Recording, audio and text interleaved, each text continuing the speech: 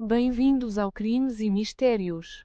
Hoje, vamos explorar um dos casos mais intrigantes e aterrorizantes da história criminal dos Estados Unidos, o infame Zodiac Killer.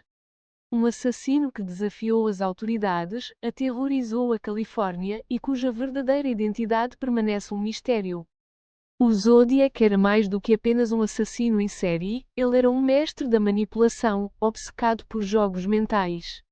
Em uma de suas cartas, ele afirmava ter morto 37 pessoas, mas as autoridades conseguiram confirmar apenas 5 casos. O que torna este caso ainda mais perturbador é que, até hoje, ninguém conseguiu identificar quem ele era. Era a noite de 20 de dezembro de 1968, uma noite fria em Vallejo, Califórnia. Os adolescentes Betty Lou Jensen e David Faraday estavam no que deveria ter sido um encontro romântico.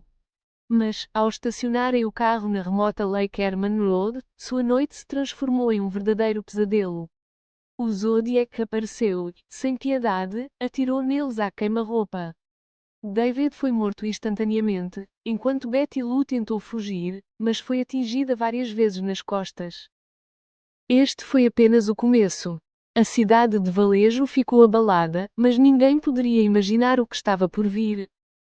Avançando para o verão de 1969, o próximo ataque ocorreu em 4 de julho, o dia da Independência. Uma data simbólica, marcada por fogos de artifício e celebrações, mas que terminaria em terror. Darlene Ferrin, de 22 anos, e Mike Mageau, de 19, estavam aproveitando a noite quando um homem se aproximou do veículo, iluminando o casal com uma lanterna antes de disparar várias vezes.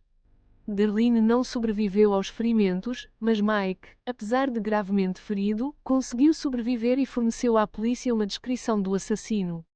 Um homem misterioso, branco, de cerca de 30 anos, com cabelo curto e aparência comum. E então, apenas alguns meses depois, em setembro de 1969, o Zodiac atacou novamente, dessa vez com um modus operandi diferente.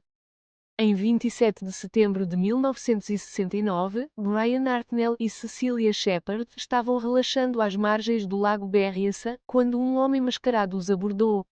Ele vestia uma roupa que lembrava um carrasco medieval, com um símbolo branco de círculo e cruz no peito. Armado com uma faca e uma arma, ele os amarrou antes de esfaqueá-los brutalmente. Cecilia lutou pela vida, mas infelizmente faleceu 2 dias depois no hospital. Brian, no entanto, sobreviveu para contar sua história. E, finalmente, no dia 11 de outubro de 1969, o Zodiac cometeu seu crime mais audacioso. Paul Stini, um taxista de 29 anos, foi morto a tiros no bairro de Presidio Heights, em São Francisco. Mas desta vez, o Zodiac se aproximou da captura. Vários jovens testemunharam o assassino limpando o táxi antes de desaparecer na noite. Apesar de as autoridades chegarem rapidamente ao local, o Zodiac escapou novamente, deixando apenas um retrato falado como pista. Entre todos os mistérios deixados pelo Zodiac Killer, um dos mais fascinantes e frustrantes foi a série de cartas cifradas enviadas a jornais locais. Ele não só reivindicava os assassinatos como também desafiava o público e a polícia a decifrar seus enigmas. Essas cartas não eram apenas confissões, mas também ameaças e um convite para um jogo mortal. A primeira carta criptografada, conhecida como a Zodiac 408, foi enviada em 3 partes a diferentes jornais, o San Francisco Chronicle, o San Francisco Examiner e o Vallejo Times Herald. O assassino exigia que as cartas fossem publicadas na primeira página ou ele faria mais vítimas. Ele afirmava que seu código continha a revelação de sua identidade e, se alguém conseguisse decifrá-lo, entenderia o motivo por trás dos seus crimes. Surpreendentemente, esse código foi quebrado em questão de dias por um casal comum, Donald e Betty Harden. Mas, em vez de uma revelação bombástica, o código trazia uma mensagem perturbadora, que dizia: eu gosto de matar pessoas porque é muito divertido, é mais divertido do que matar animais selvagens na floresta, porque o homem é o animal mais perigoso de todos. Por décadas, a Cipher 340, enviada em novembro de 1969, desafiou os melhores criptógrafos e detetives amadores do mundo. No entanto, em dezembro de 2020, durante a pandemia Covid-19, um trio de especialistas finalmente quebrou o código usando programas de computador e técnicas de análise linguística.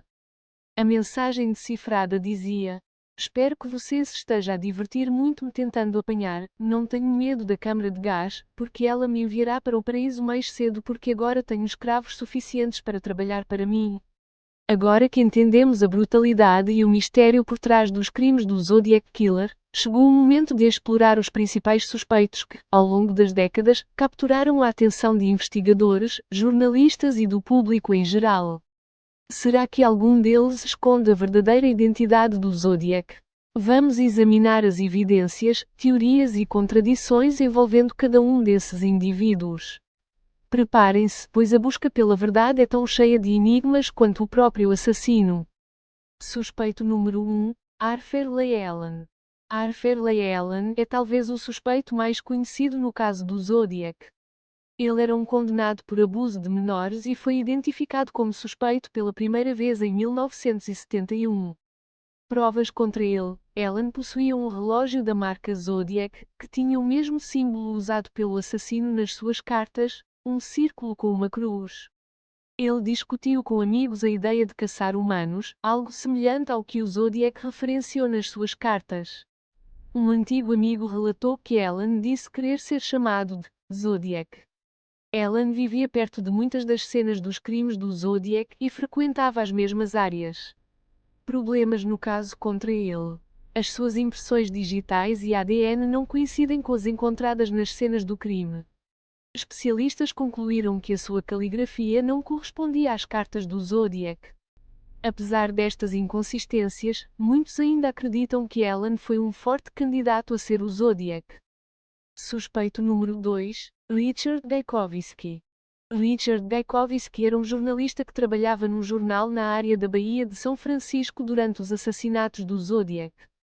Provas contra ele: Gajkowski tinha interesse em cifras e códigos, semelhantes aos usados pelo Zodiac. Algumas pessoas que ouviram a voz do Zodiac em chamadas telefónicas relataram que a voz de Gajkowski era estranhamente semelhante. Ele era conhecido por usar o apelido Jik, que soava semelhante a Zodiac, em referências codificadas. Comportamento suspeito: durante o período dos assassinatos do Zodiac, Gajkowski tirou uma licença prolongada do trabalho, algo que foi considerado suspeito. Problemas no caso contra ele: não há provas físicas definitivas que o liguem aos crimes. A sua caligrafia não corresponde conclusivamente às cartas do Zodiac. Suspeito número 3, Lawrence Kane. Lawrence Kane era um ex-veterano da Marinha que trabalhava como marinheiro mercante e tinha um historial de doenças mentais e lesões cerebrais de um acidente de carro. Provas contra ele: Kane vivia perto de onde várias vítimas do Zodiac foram mortas. Kathleen Jones, uma mulher que alegou ter sido raptada pelo Zodiac em 1970, identificou Kane como o seu raptor. O treino da Marinha de Kane em códigos fazia dele um suspeito plausível. Um agente da polícia que viu o Zodiac logo após o assassinato de Paul Stine afirmou que Kane correspondia à descrição. Problemas no caso contra ele: não há provas forenses definitivas que o liguem ao caso. Alguns especialistas acreditam que a lesão cerebral de Kane dificultaria a escrita das cartas complexas atribuídas ao Zodiac. Suspeito número 4, Ross Sullivan. Ross Sullivan era assistente de biblioteca e trabalhava na biblioteca da Riverside City College, perto de onde a potencial vítima do Zodiac, Sherry Jo Byte, foi assassinada em 1966. Evidências contra ele: Sullivan desapareceu logo após o assassinato de Byte e tinha fama de estar fascinado por assuntos mórbidos. Ele usava botas de estilo militar, semelhantes às que deixaram pegadas nas cenas dos crimes do Zodiac. Colegas notaram que ele agiu de forma estranha após o assassinato de Bates e que tinha uma aparência semelhante aos esboços policiais do Zodiac. Problemas no caso contra ele: não há provas concretas que o liguem aos assassinatos do Zodiac além de observações circunstanciais. As suas questões de saúde mental e comportamento errático dificultam o estabelecimento de um motivo ou cronologia clara. Suspeito número 5, Gary Francis Poste.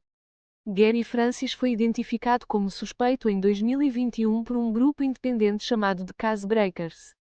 provas contra ele. Post tinha cicatrizes faciais que, alegadamente, correspondiam aos esboços do Zodiac, e pessoas que o conheciam afirmaram que ele tinha uma personalidade violenta. O grupo de Case Breakers ligou Post ao Zodiac através de semelhanças entre a sua vida e os locais dos crimes. Eles afirmaram que anagramas nas cartas do Zodiac podiam ser resolvidos usando o nome completo de Post. Problemas no caso contra ele. Críticos argumentam que as provas são em grande parte circunstanciais, e as autoridades policiais não o nomearam oficialmente como suspeito. Há dúvidas sobre a credibilidade e a metodologia da investigação feita pelo The Case Breakers. Para além dos 5 suspeitos que foram nomeados neste vídeo, durante estes anos de investigação muito mais nomes foram surgindo como o Bruce Davis, um membro da família Manson que estava na Califórnia durante os assassinatos. Alguns teorizam que ele pode ter ligações com o Zodiac devido aos seus laços com o culto. E também Rick Marshall, um operador de cinema e entusiasta de rádio que alguns acreditam ter usado os seus conhecimentos de comunicação para enviar as cartas do Zodiac. O caso do Zodiac Killer continua a ser um dos maiores mistérios não resolvidos da história criminal. Com tantos suspeitos e tantas teorias, a pergunta permanece: será que algum dia vamos descobrir a verdadeira identidade do assassino? O que acham? Qual destes suspeitos vos parece mais convincente, ou tem outra teoria? Deixem a vossa opinião nos comentários. Queremos saber todas as vossas teorias e ideias sobre este mistério arrepiante. Fiquem atentos para mais mistérios aqui no Crimes e Mistérios. Não se esqueçam de curtir, se inscrever e compartilhar suas teorias nos comentários. Até a próxima, e lembrem-se, o mistério nunca dorme.